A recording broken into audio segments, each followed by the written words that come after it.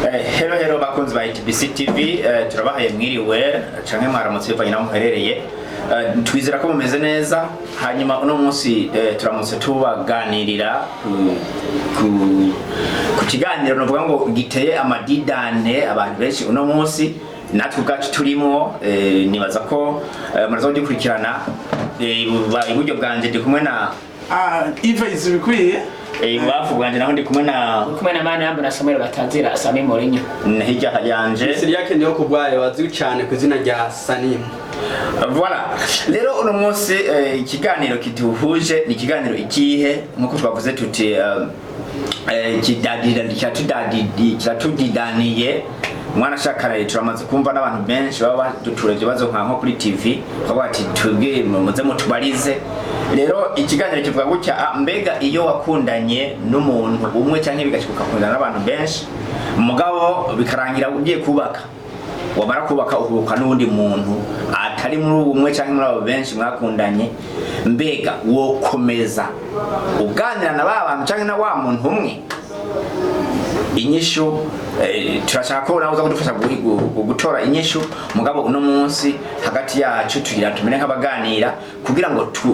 twumve ico jewe nshobora kuba ndavyumvira ko canke ico bagenzanje bashaka kuba babivugaho. Rero reka duhere kwa Mr. Ives akunze kuyita new system. Mbega Mr. Ives wewe uracari umusore? Ndi umusore koko. Mbega wewe nk'ubundi wamara kurongora ugasanga urongoye umuntu mutahora mukundanye uwo muntu mushasha mukoze ubugeni ni umuntu mushasha atigeze mu rukurikirana rw'abantu mwese mwakundanye, eske muzokomeza muganira muzocubiheba bizogenda gute? Tuzokomeza tuganira nuwo twubakanye canke ubundi twoba twarigeze kuba tuvugana. Topic nayivuze ivugana ngo mbega urongoye cyangwa se urongowe n'umukunzi atandukanye n'abandi bose mwakundanye akaza nk'umuntu mushasha muri kwa rukurikirana rwose mwakundanye atarimo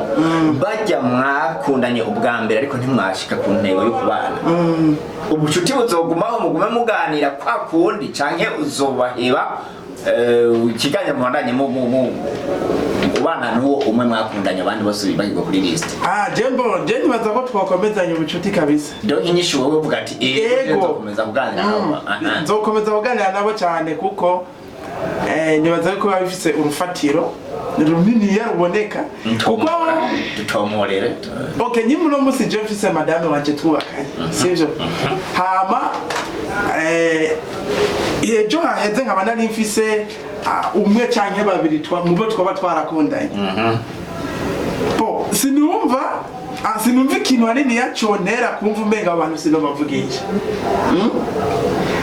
Madame wanje turi kumwe ego turubakanye ariko gusa kubera amasezerano tugenda turagiranira n'aba bantu usanga twarakundanye abo twokwita aba ex bacu. Umwe ex uramukunda ukamukunda ukamubwira ati nukuri nzokuba hafi tuzobana kugeza gupfa ntacu uzomburana nukuri mu mahirwe no marusha nzobana nawe. Eske ayo masezerano nayiki tubayogira twabanyavyaha tubeshe canke tubayogira ngo byanyu tuzobikurikiza? Niyo mpamvu mvuga yuko jewe ku ruhande rwanje ndumva neza yuko aba ex banje ntobata. Ukiraho nyene ndaza kubaza akabazo reka tubaze twumve abandi bagenzanje bega nabo babivuga kuri turaho nyene ugume wibuka aho wagejeje. Ndaza kubaza akabazo kamwe gusa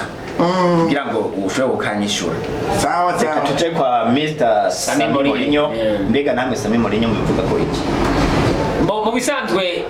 jengerageza kwapuya umugenzi wanje new system. Nta kintu na kimwe kihari cyo tuma ntandukana n'abantu twose dukundana. Voilà. Par exemple amonavi sanzwe ufise n'abantu twakuneye kenshi cyane umuntu bagize nkundo zirezire mbere no kwenda naho twakiranye no nawe nibuka. Voilà. Nibanda n'abandi muri effective ya kanalise kutuka. Kandi bose n'abasheri banje. Guys siniko nababesha n'uno musi baranyandikira duhure ariko barugabo twanaganira. Sisa abari kubagabo ndagera twagane nkabasanga bawe kubagabo kandi bakanyikira neza. ko nyibuka isezerano natanze yuko nzobakunda ne ikintu cyo bane bahiba kuko bivuze ni gihe ese nugenda twakundana narabesha nari mu mikino jere ndabiha gace ko nigeze nje mu mikino nawe uvuga uti ego je no kuganira n'abaex banje voilà abaex banje mu byumba cyo tuguma tuganira namwebwe nuko nyene nanje nuko murakoze uribuka wonyene bweze ndahibuka ndaza kukubaza akabazo kamwe yego reka tuje kwa Mr. Siriake Sanim mbega namwe Siriake mubivuga ko iki mu gihe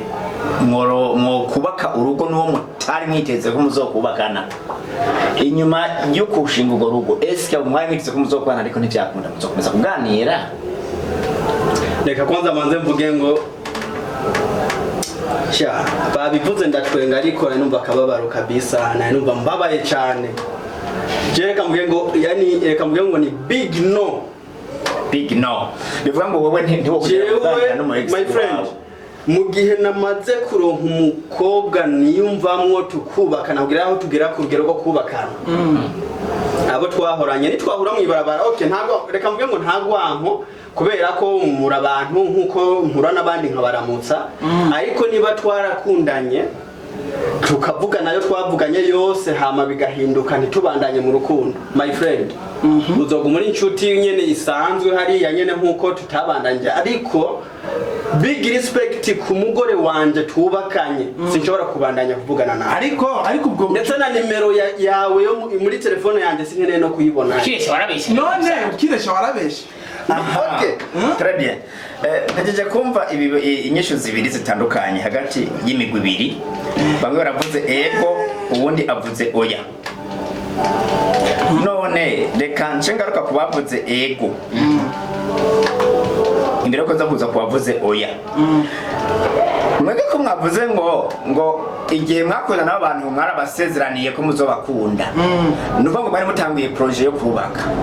ariko muja muri projet yo kubaka none nyimba iyo projet yo kubaka itashitse yaho mwashaka kwishika iyo projet igakunda n'undi muntu eshe mushaka gushikana isezerano mwasezeranye n'uwo bitashitse bo jengerageje kukishura aho kuvuga mushaka kuvuga ngo mwari mwamushezeraniye urukundo muzobana mukunda ese mugomba mu mukunde musanze muri mu rugo bundi muntu mukunda aha none ikibazo kimwe ndavuga kiti eske urashobora kubana n'umuntu utakunda ivyo bintu birabaho njikunda urashobora gusezeranira ibintu umuntu waha impossible ivyo ntibibaho none wasezeranye nabanga okay urukundo urashobora kugabanuka mu gihe urose uruduza ukaba hejuru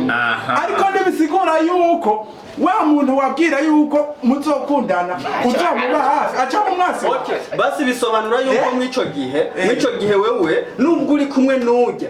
uramuta mu rugo ukabandanya ugenda kuri babandi mwahora sico bisigura bari sike mu rugo haba umwumvikano sivyo je turi kumwe na madame wanashaka umu ex wanje ashobora no kuzi wanje Sama nari kuvyumva je aho mpagaze navuze mburiza mu frere bantu nyumviriza ndemeza neza yuko abantu twakundanye kuva nkiri umwana ushika no munsi tubakunda ndacyabakunda voilà ubatse ikibazo ndagifuza imbotse kana gisebe icyo kibazo simwe gatonya kuko bavuga ngo mbe eske nubatse gute nabandi batashye urasambura rero je wipe ntacyo bishobora kumbwira kuko nubundi ko ndabona abaex banje bamwe mu tugendana muri iki aranyandika tugaho voilà eske muhuye muganira iki simbuka bro reka ntandukanye ngo ibigano tuganira ntabwo ari sheri shusho nyene byo mu rugo watetse oya nk'abantu twize kwa dukundana voilà twasanze tujambo twitwongororanira uzori dupfa nk'ikuriko urabikomeje cyane bimeze gute mbega umubigeze je man woman ndubatse shobora kuza kundamutsa nibisanzwe reka ndababwira amapare ni kuvuga ngo burya abantu batuma dusubira inyuma mu buzima ni benshi abantu batuma tubeshwa cyangwa tubaho nabi ni benshi burya umu ex wawe arashobora gutuma utagera ku iterambere wogeze ko n'umugore wawe mu gihe atamutwe ofisete cyangwa mu gihe bikorana umugore wawe mubana hari byinshi baba waramwemereye kandi utibagira yuko mu rukundo nyakuri hama harimwo jaruzi kumva yuko ugirisha umuntu mubana none eske ndindira gatoyi ndindira gatoyi banza ndindire ayo masezerano umviriza ayo masezerano uri kurambwira wasezeraniye umugore wawe ntabari muri bamwe benshi wanashaka mwatangura kuvuga mbega uwo muntu hari abo wari warayasezeraniye ubwa mbere naho bitashi ariko nimwabigeze ko ariko gusa wumve ko arayafise nigwiwe none bamwe wayahaye nabo eske nabo ntibari abantu ko amahirwe batayaronse sempre bari abantu sinahariri ariko ngoma ndaguha akarorero ubu dufate ko wewe wagombye gukora na business gutangura na business n'umuntu kanaka siko mugapanga ntuzeye zose ugati aha tugomba dushiremo amahera ya naya kugira ngo business ishoboke hama wa mugambi mwapangana ugapfa siko ugapfa hamukaro nkundi muntu mukorana ya business ikaba igakunda kandi ikabandanya neza ngira ukungeno cuga umubandanya uza kurondera wa muntu yatuma business wari wagombye gukora wanayisizemo n'umutahe ipfa ukaguma ugomba kubandanya ntumva ko ugomba aho nyene bafise jaruzi akugati ujya muntu twarakoranye business twarapanye gukora na business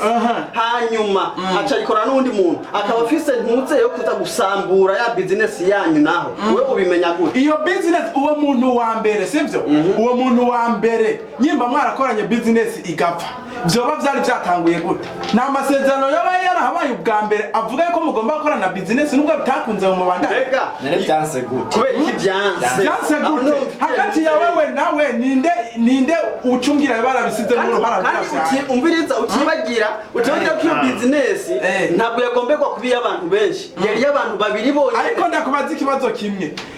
iyo business yawe woyikora igatera imbere mbe mu bantu ba hafi woza gufasha uwo mwakoranye n'uwo mutakoranye uwo wokwitaho ubwa mbere wa hafi ninde nitaho umuntu wari we wese aruta uwo mwari mwarayikoranye uwo twayikoranye igapfa ngo ntayo twakoze kuko ntiyageze ariko niba arashize ko notion na nonya nushobora kuja kwita undi muntu atandi ivyo azi basi atobazi nuko business yaho bari muca winjira hano turi mu vy'urugo kubaka nubwo naguhaye ntuzeye akaroro ka business ntuce wibaza cyane kuri business oya ariko ari mu rugo cyangwa mu rukundo ariko Mr Sanim reka tugaruke gato gute je no bano baturugo sivyo hama naragize abasheri barenga batanu kandi abo bose nta numwe twankanye nta muntu twatukanye nawe twabwiranye nabi nawe natutse nawe narogesheje nawe nagize kwe kutabatwaye gute kwere utarabarongoye erega ni cya kibazo ndiko ndishura hama abo batanu irevre twahebanye kandi guhebana kwanje ntitwashwanye hari uwundi muntu yaje sivyo nkamwiyumvamwo cyane abavangire aca barusha inguvu sivyo aca yinjira mu kibanza cyabo bose yinjira mu kibanza cyabo barabafuta niba yabafuse ariko kubafuta c'est expression nibisigura yuko abafuse no muri jewe yuko ndose miliyari 10 no bamiliyoni bazokora imigambi my friend kancho mwico gihe jewe ntajewe ku ruhande rw'iwanje dufatiye ku ntuze mu rugo simba nkikwise umuntu uri seriye mu rugo rw'iwawe ndagufata nko kumengo ntuzi n'ivyo winjiyemo okay ntuzi aho uri ntuzi aho ugomberwa kuba Mr Sanim ico ndiko ndavuga ni iki wewe rero reka guhenda jewe ico ndabivuga reka guhenda umviriza nababwire reka sindiko ndabesha Sanim oya atanda ive ayo satanda twifashije Bibiliya bene wacu abikorinto ba mbere cya 11 haravuga ngo iyo umugore umufashe karasambana cyangwa fanani bakosa tego ya musu yagwa kumwirukana mu nyuma musi haranditse ngo ariko nimwibagire amasezerano n'ukuntu mwagiraniye voilà abantu bakumva iyo ni Bibiliya cyarabyanditse nimwibagire amasezerano n'ukuntu mwagiraniye none ikintu cyo tuma uheba bayi ushatse kuvuga ashaka gusigura ico kintu cy'abayex wowe no kuvuga kubereki abantu no umuntu mwafise ikibazo icyo mwapfuye uno muzi mukamara muvugana ati imbere y'abavyeyi bese turakundana benga Bibiliya tugarutse nyine Bibiliya ivuga umuntu mwakundanye cyitwa umuntu mwabanye ariko umuntu mwagendanye Bibiliya ivuga bamufasha umviriza. kugendana no kubana ni ibintu bibiri bidasa ntidufate No. amavoka birera abiri Ntacyo umviriza. Bibiliya yavuze ngo Bibiliya. umuntu nimwabana ukamufata asambana Nandi bavuze. uramwirukana Voilà, ariko ntiwibagire urukundo mwagiraniye. ntibagire iki Urukundo mu jewe fisa aba ex Bibiliya ikiriko iravuga iriko ivuga amasezerano amwe mwasinyiranira imbere ya patiri n'imbere ya leta niriko ivuga ngo byo wamwemereye wewe ngo ako kantu kavuga ngo sibe gwawe hajye mariko murabeshanya uramusi rero Ako kantu gatoya jewe ico nshobora kuvuga kuri ikintu muvuze cyo muri Bibiliya reka ndababwira umugore mwabanye nubwo wo mwirukana ndazi neza ko utazokwigera umwibagira seko uwo mwakundanye nawe uwo mwakundanye uramwibagira burundu my friend wabyibagira gute aho no munsi umu ex wawe waramwibagiye wewe ni iki cyotuma utibagira umu ex wawe ni iki kivuga ati je tuma ntibagira umu ex wanje ni iki ni ikihe kintu none hanyuma umugore wawe womuha ikibanza kingana gute cyotuma wumva ko umu ex watozimika mu mutima wawe ariko nta kintu naki wewe yego kuko bakunzi ba ITPC TV muri izo topic zibiri je mpagaza yuko nk'umuntu yubatse mu bisanzwe urugo rugira ibanga cyo tuvuga ati kubaka n'ibanga iyo wowe wumva yuko numara kubaka uzoguma ufise ya kameremere wari ufise utarubaka urugo rubagwanse parce que ibiryoshe dushobora kubiheza nico gituma hageze igihe urafita uravuga ati nkeneye kubana na naka kubera kutabanye n'abantu bose mvugisha kubaheba ibiryoshe ntupfu bimaze inyama ziraryoshe inkoko iraryoshe urukwavu ruraryoshe mugabo ntabwo ushobora kugana mu kabare ngo bikomandire imwe ugati urukwavu n'inkoko n'inyama n'inka n'igi byo zuye ariko bifata ikintu kivuga gifungura ko ati ndagi ariko gusa nubwo inyama y'imene nico gituma muri uno mwanya jewe simvuze ngo uwo mwakundanye ngo uramuheba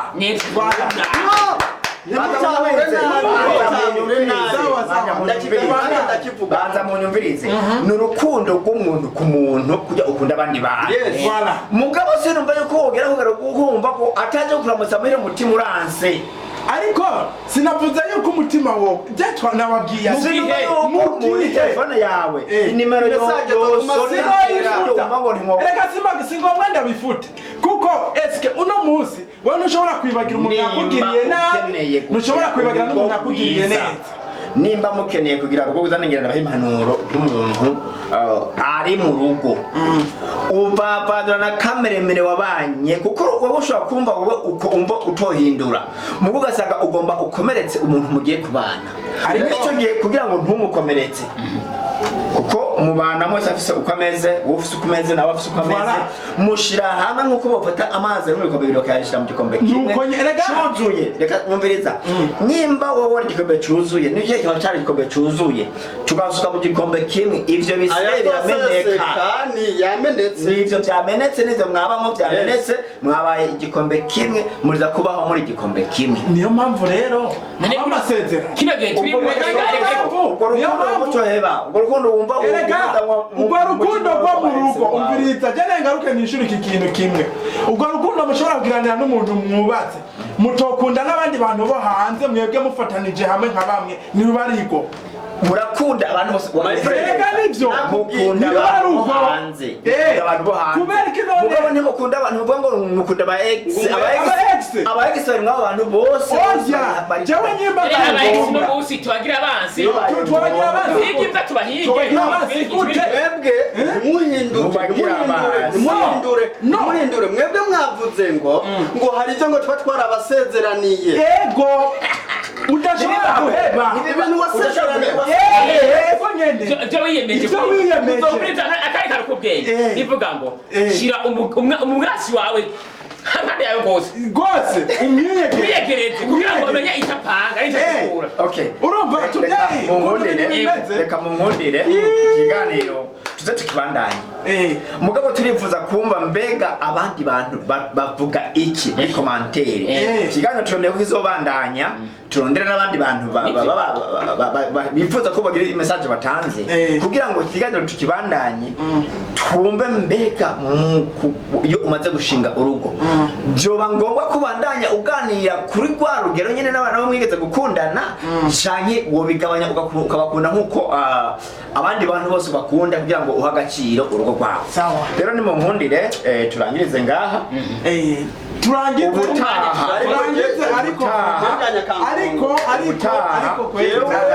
twongere ko kumbure turi n'umwe mu batumire aza kumera nk'udutatu ariko aka kantu je nobabwira je nyimba ndi mu rugo nkafise madame wanje kujya kuntu duhuza tukabumwe turashobora no guhuriza ko kwakira abantu bose harimo na ex wanje numu ex wiwe nashobora kutabyemera ategeka kubyemera liberté yiwe arabyemera ubwo ntategeko urumva reglement ntibitegeko wowe ukungene wotegeka umugore wawe ukamubwira ngo jenga umu ex wanje ngo aje ngaha ngo ategere arabyemera naba ngombwa kumubwira asase kutuba ry'umuryango mw'ico gihe umugore wawe ntubumwubaha ndetse ntubumuha n'agaciro mu gihe biba byanse urategeka urategeka murakoze cyane bakunzi ba visite reka tubana kino kiganiro twumve icyo nange mubivuga ko n'abatumire bazoza ngaha tuze tuganire tutange isomo ryiza rizorashimika kwa kino kiganiro murakoze aho muba mwubahwe turanga turifuza n'umwaka mushasha muhire muze muronke ivyo mwifuza byose mu mwaka wa 2024 murakoze ciao ciao ariko Sanimu ibintu twabihurizako